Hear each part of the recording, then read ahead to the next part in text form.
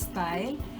Naririto na naman po tayo upang magbahagi sa inyo ng kaalaman pwede sa pangkabuhayan.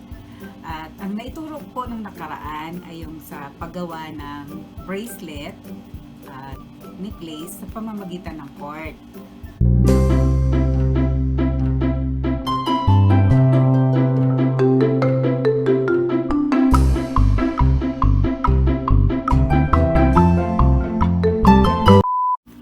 Okay po, ang ating mga kagamitan, lagi may tape measure,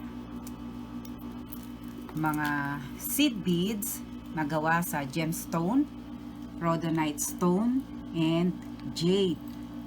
Gagamit din tayo ng copper wire number 20. Gagamit din tayo ng cutter na nabibili ito yon sa Ace or kahit saang hardware, mayroong ganitong cutter, flat nose plier, at ito kahit wala na, pero ito kailangan ko pa rin para siyang plies din na pang press para hindi matalim yung gagawin natin, yung wire hindi siya matalim. Tapos kutsara or kutsarita, pwedeng tinidor, pwedeng bread knife.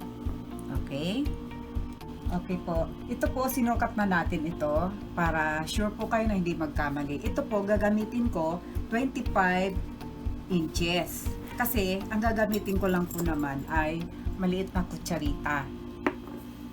And then kakat lang po natin ito ng ating cutter. Yan po. Pero pag kutsara po at malaki ito, igawin nyo po times 2 kasi mahaba to malaki po yan. Yeah, times 2 nito. Pero ito, since po na maliit lang naman ito, okay na itong 25 inches.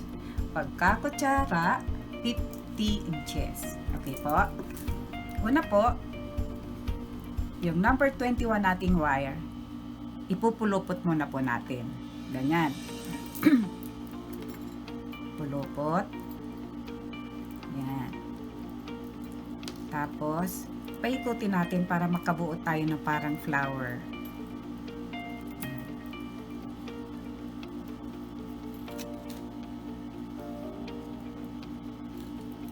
Paikot. Yan.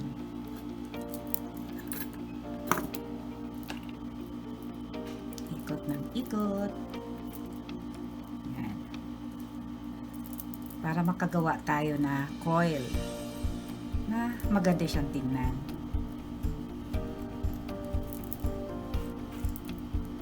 Yan. Ito po, puputulin natin itong sobra para hindi na siya makita. Yan. Ito, yung gamit nito, para hindi siya makita, itatago natin siya.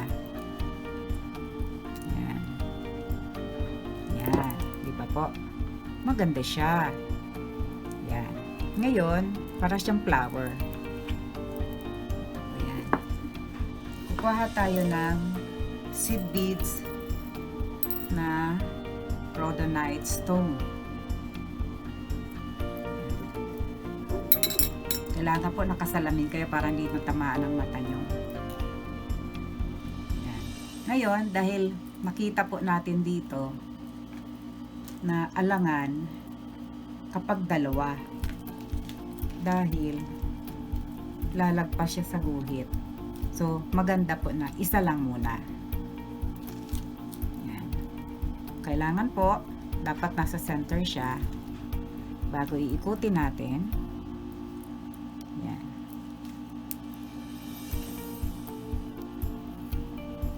Ibilang ka ng 4. 2, 3, 4. Pang-4, mag-a-add ka na ng isa. Yan.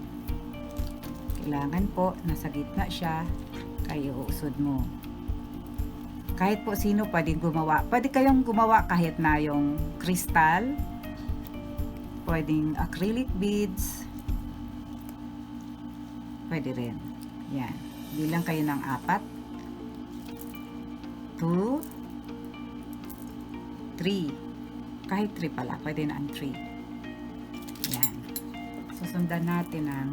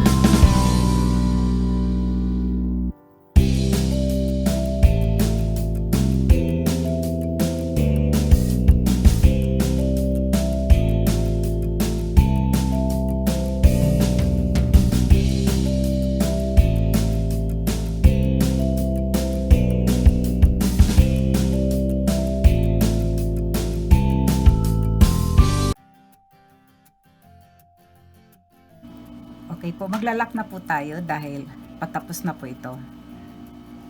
Yan.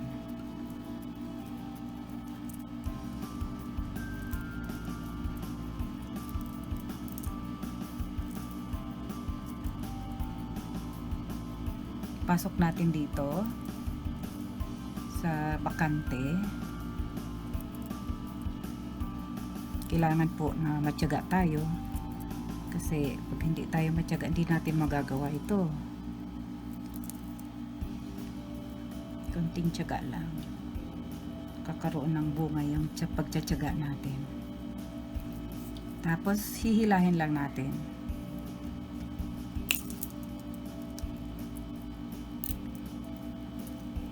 Yan.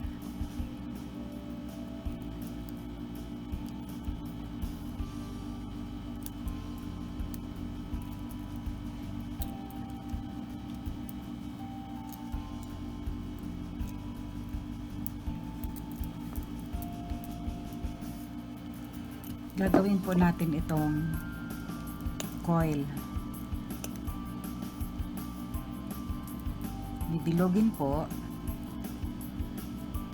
iipitin, tapos yan, bilugin natin para makagawa tayo ng coil ulit.